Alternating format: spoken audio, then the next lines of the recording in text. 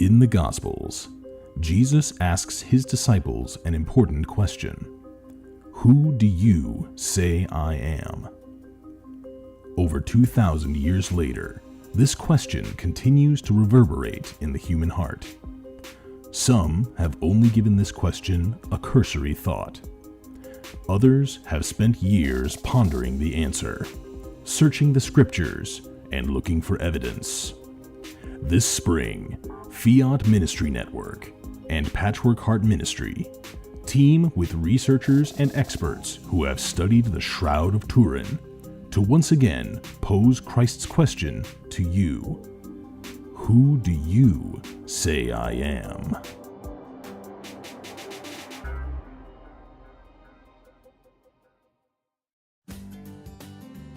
Today, many students go to college with numerous questions about their faith, yearning to know if the seed planted in them as a child is both true and practical.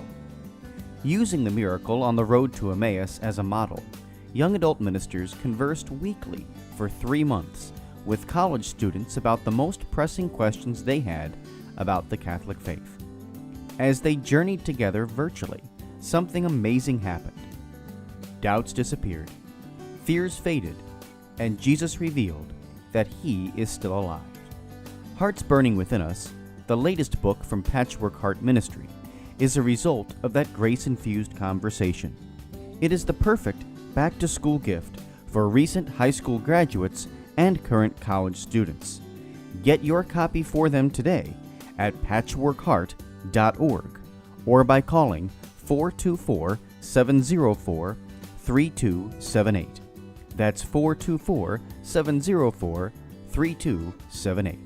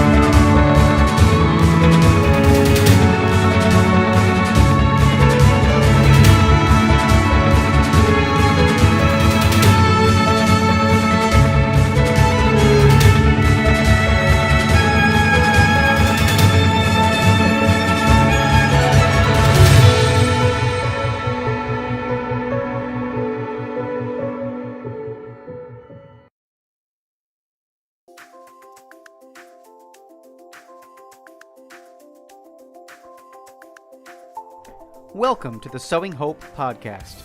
This is a show all about implanting hope in our hearts. I'm Bill Snyder, joined by my friend DeSantis. We're glad you're here for our uplifting conversation about faith and how it sustains our hearts through all the seasons of life. Thanks for walking with us. Hi, this is Ann DeSantis here with the Sowing Hope podcast here on Patchwork Heart Ministry. My co-host Bill Snyder is unable to join us this evening, but I have an amazing guest for you this evening. I have Elayne Grossmith. She is a clinical psychologist and also an author. Elayne, thank you so much for joining me on Sowing Hope. Well, thank you for the invitation. I'm so glad to be with you. I'm glad you're here with us too. Now, here I am in the Philadelphia area and you're out in California. My co-host is actually right in the middle. He's in Wisconsin, but he's not able to join us this evening. But let's just get right to what you're doing. So what led you to work on the work that you did with Love with Your Brain, a practical approach to lasting romance? Tell us about that. Okay. Let me get into a little bit about my work with relationships. Please do. Okay. I've done a lot of different things to try to make relationships work better. It's been a tough topic, a tough area. Relationships are difficult. The thing that concerned me the most were the statistics and the future outlook for relationships and marriage. I think most people are aware that only 50% of marriages survive, but 62% of living relationships fail.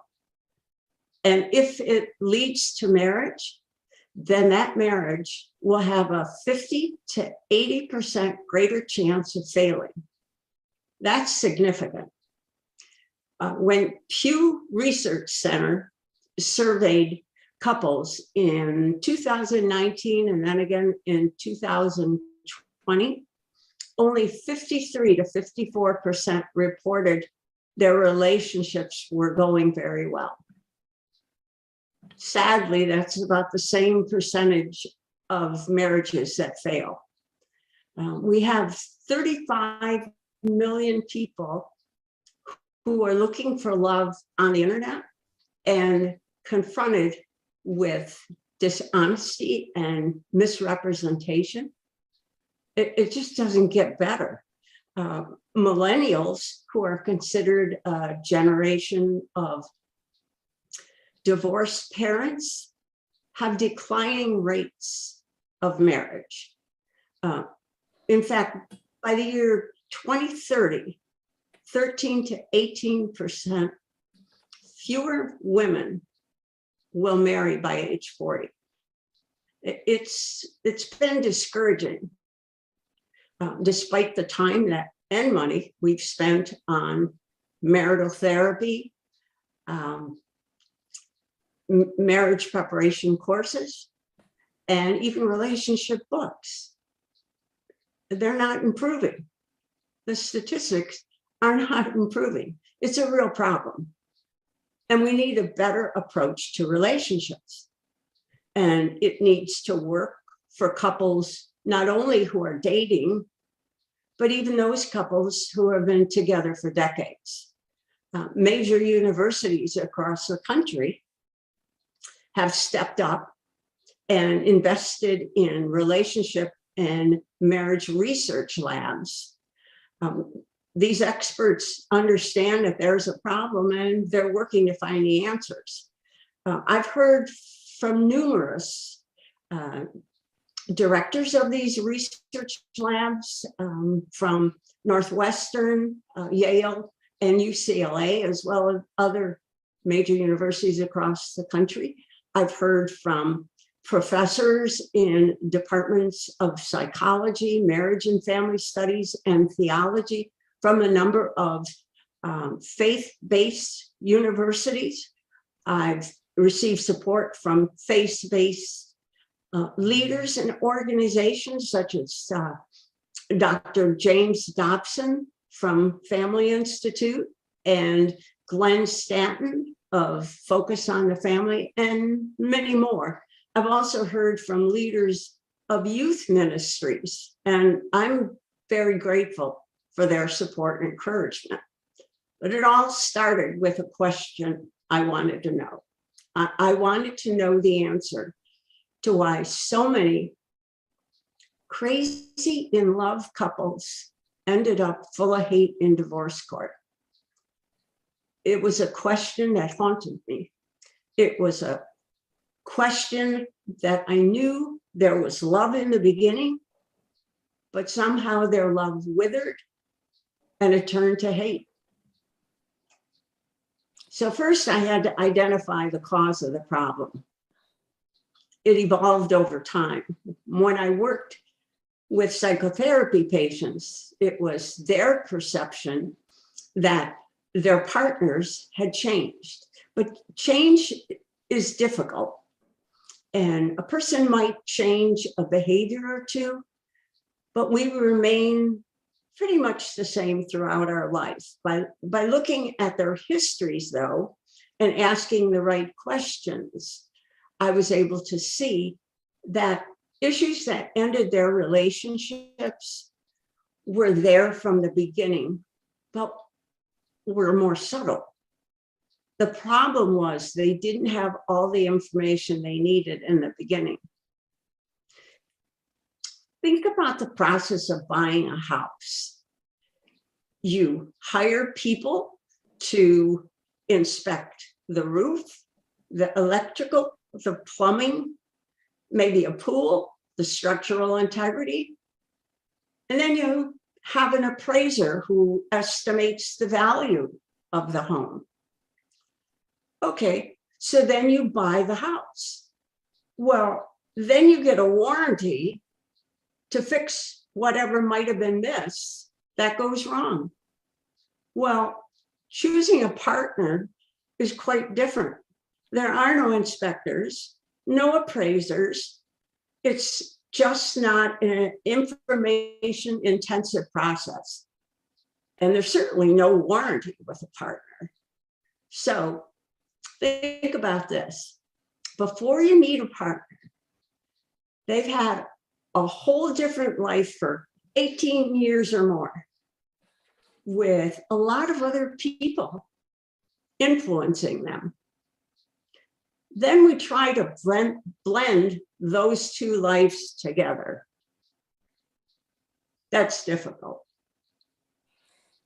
Yes. Now, thank you so much. I mean, you have such a wealth of information because you've done so much work as a clinical psychologist and as an author, and somebody who really cares about marriage too, right? I mean, it's all of these things that come together to make you who you are, and the ministry, the work that you're doing, to be so meaningful. So you talked a little bit about identifying the cause of the problem. So what influenced the process, the approach about these relationships? What influenced the process? Okay. My approach is idea driven. I have a deep desire to change the way people think and approach relationships. So how they think about it and how they approach it. It became clear to me in a research study in which divorced spouses regretted that they didn't know more about their partner before marriage. That's an illuminating fact that shouldn't be taken lightly. It crystallized for me what my approach needed to be, and it became the basis of my book, Love with Your Brain. It's an approach to relationships that's based on information, because information is the key. Partners need a deeper understanding of each other, and they need to look in the right places. We're talking about some very unfamiliar places. But Lead with Your Brain guides partners in finding that missing information. We've had less than a perfect plan of action for love. We were told, follow your heart, which means go to your feelings. Well, it's true that emotions are processed by the brain, but they're not the higher order cognitive functions. These executive functions of the brain are needed to make a critical analysis of any situation. My approach utilizes the CEO type functions of the brain instead of putting them on the back burner and letting your emotions take over. A critical analysis of your relationship prevents those devastating surprises that tell you that you're not with the person that you thought you were with. It's the key to having a relationship that works. That's really beautiful. And there's so much of a science to everything that you're talking about. And as you've said, I mean, you put so much time and effort into really learning about this, and it haunted you, didn't it? I mean, the questions haunted you. And so you talked about that faulty plan of action for love. So how does Love with Your Brain help relationships? Tell us a little more about how it would help people. Okay. First and foremost, it teaches the principles of effective decision making and improves your decisions. It has three crucial parts. First, It takes a deep dive into who you are and what you need. But it's not about changing you. Second, it teaches you how to know your partner by what they do, not just what they say. Third, it looks at the way you and your partner interact, and it enhances that interaction. Love with your brain is truly the closest thing to having a relationship coach. Oh, I love that. A relationship coach. Doesn't everybody need that? What's the typical scenario for a couple? Oh, okay. Well, let's say you meet, you fall in love, you start thinking about marriage, you get married, you have a nice big wedding, and you go on your honeymoon. Once you're back home, you start to feel the pressure of life. And then the anxiety starts to build. Your partner says something that feels like criticism. So you become defensive because it reminds you of maybe some negative experience in the past. Now your partner starts to get defensive. It turns into a major blow up because hurtful things, ugly things are now said and done. Over time, you make up, but you've started to build a little resentment for each other. Maybe because of the original conflict, maybe it was because some of the things that were said and done during the conflict. The same scenario will play out over and over again until the love withers and there's no love left. The great thing about Love with Your Brain is that the ultimate goal is to preserve and restore love rather than let it destroy itself. And to let it destroy itself. I mean, think about that. Yeah, that's so much to contemplate, even right there. And nobody wants that to happen. I don't think nobody goes into No. marriage saying, I think I'll get divorced, Yes. Most people go in with good intentions. So how is Love with Your Brain? How can it help change the statistics? Okay. The first way is by helping people make better choices. Second would be by giving couples a better understanding of themselves and each other, and identifying and eliminating their issues. There are a few facts about Love with Your Brain that will help you understand how that's possible. It's multidimensional.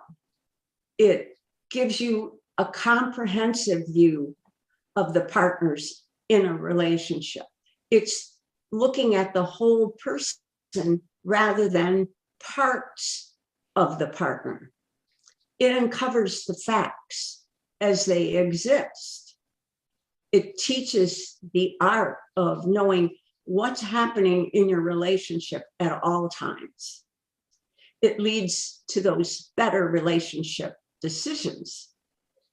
It walks you through the minefields of relationships, and there are plenty of those at times.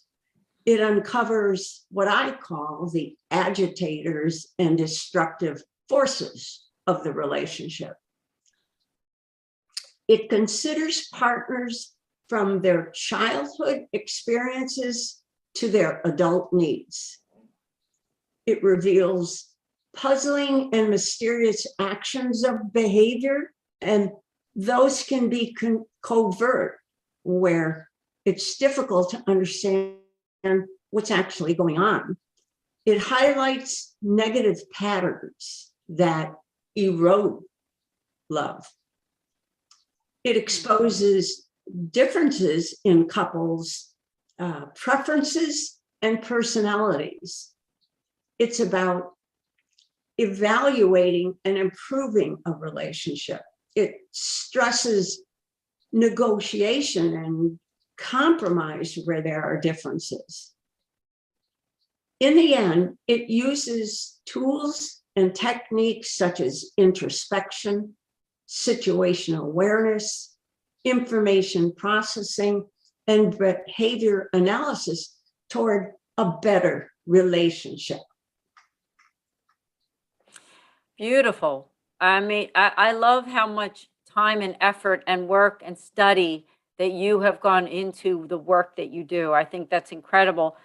Bill and I, although Bill is not here with us on this podcast, I know that he is probably very blessed that you're a guest on the Sowing Hope podcast. So tell us, who can be helped by this book? Everyone who wants a committed relationship. That could be someone who's just starting to date or thinking about dating. It could be someone who has been in a dating relationship for a while, but would like to proceed toward marriage. But it's also helpful to anyone who's been in a committed relationship, who wants to evaluate their relationship or who wants to improve their relationship or marriage.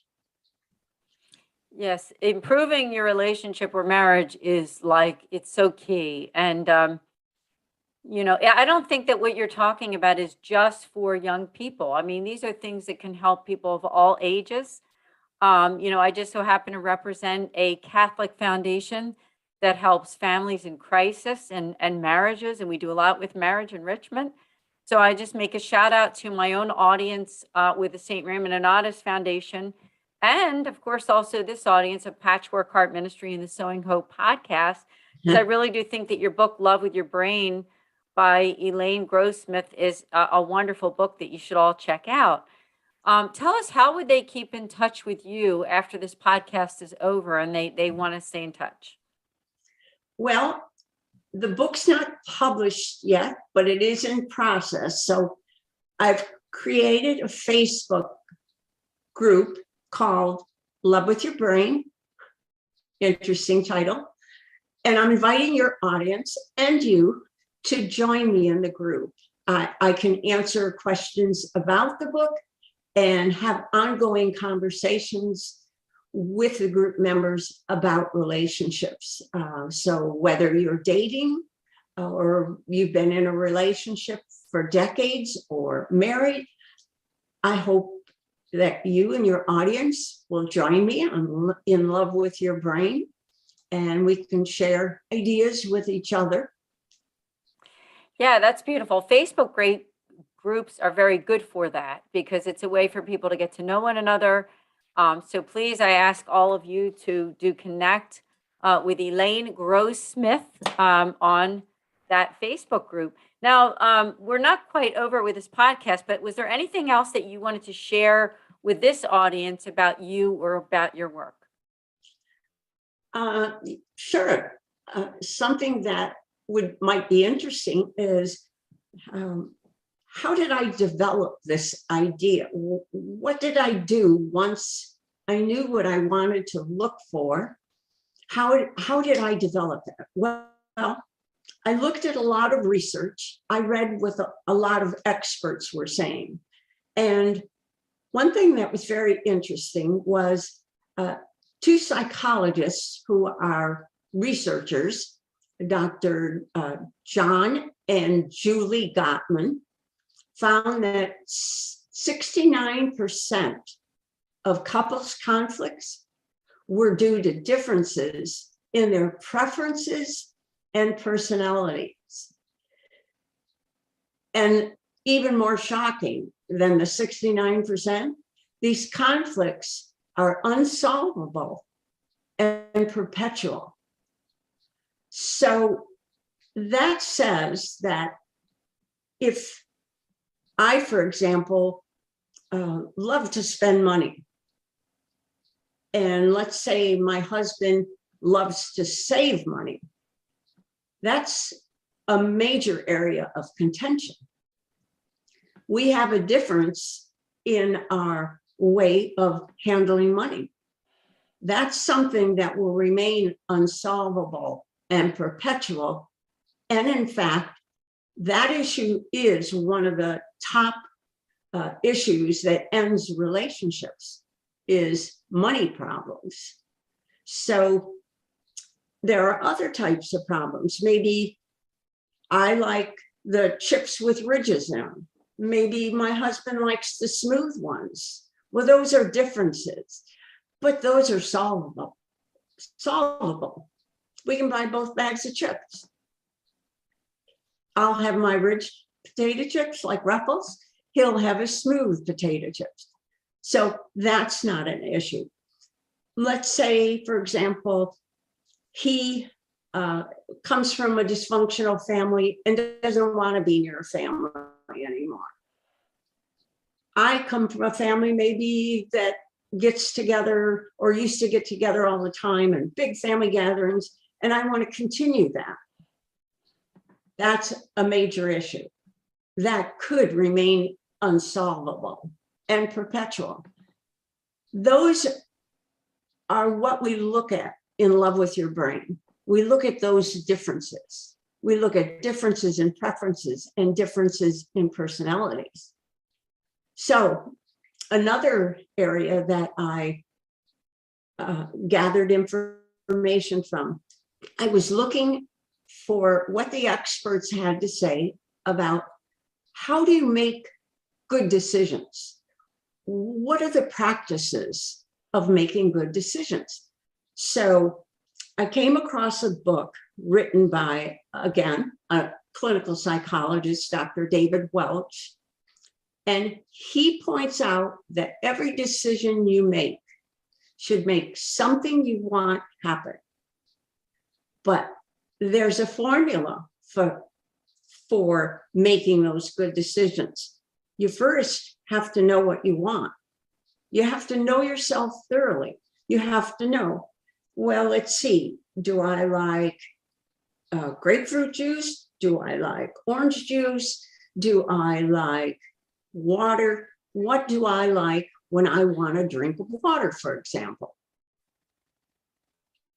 You have to know what it is, what your goal is. Let's say your goal today is you're very thirsty, so you want to quench your thirst. Well, what are your options? Well, you could have a bag of potato chips. But if you know your options well, you know potato chips aren't going to quench your thirst. But here's a glass of water and a glass of lemonade. Now, one of those will quench your thirst. So how it applies to relationships is you have to know everything about yourself and you have to know everything about your partner. Because in the end, you have to know what your goals are and whether that partner is going to end up satisfying what you want and what you need. If they're not going to satisfy it, like the salty potato chips will not satisfy your thirst, you have to know that up front, because years down the road, it will be a major problem if you're not attaining your goals. So those two things, those two areas were very influential in writing the book. You did such a great job. I'm very excited for you, and I'm excited for this book. And I'm anticipating that our audience will go and check out that Facebook page that you mentioned. We're going to be ending. Is there anything else you'd like to add before we end this podcast, Elayne? Well, I would say start with your little mission statement, which I love, by the way, sowing hope into broken hearts. Mm-hmm. This is a tough area. We're complex human beings, of course. So it's difficult, but keep that hope. because hope is on the horizon. We have universities working hard to try to research and find the answers. And we have a great book, Love with Your Brain. I hope they will join the group of Love with Your Brain, and I will let them know any information I have on the release date. Sounds wonderful. Elayne, it's really an honor to have you on Sowing Hope. You're very knowledgeable in terms of relationships with your background in clinical psychology and as an author and a researcher. So I want to thank you on behalf of Patchwork Heart Ministry and Bill Snyder and myself for being a guest on Sowing Hope. Thank you very much, Anne.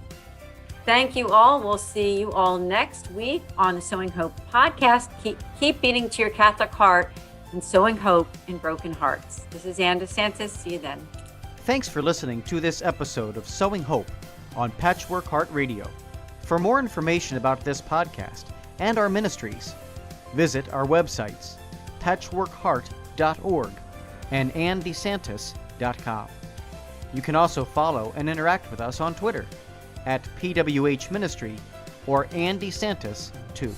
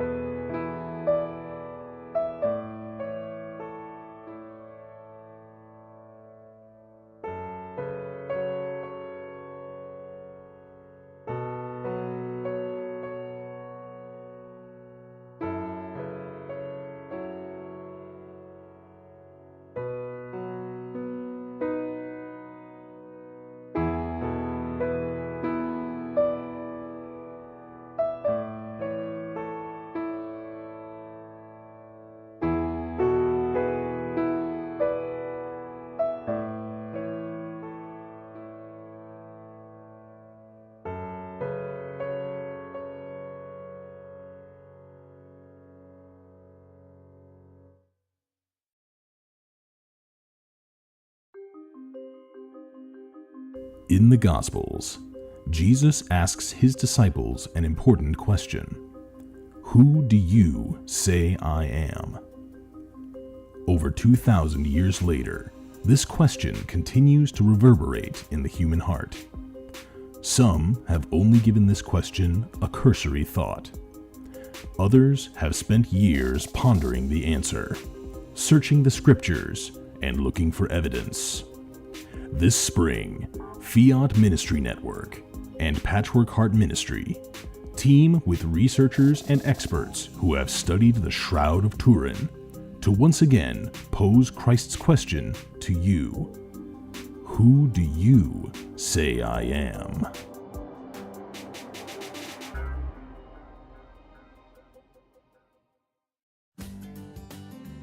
Today, many students go to college with numerous questions about their faith, yearning to know if the seed planted in them as a child is both true and practical. Using the miracle on the road to Emmaus as a model, young adult ministers conversed weekly for 3 months with college students about the most pressing questions they had about the Catholic faith. As they journeyed together virtually, something amazing happened. Doubts disappeared, fears faded, and Jesus revealed that He is still alive. Hearts Burning Within Us, the latest book from Patchwork Heart Ministry, is a result of that grace-infused conversation. It is the perfect back-to-school gift for recent high school graduates and current college students. Get your copy for them today at patchworkheart.org or by calling 424-704-3278. That's 424-704-3278.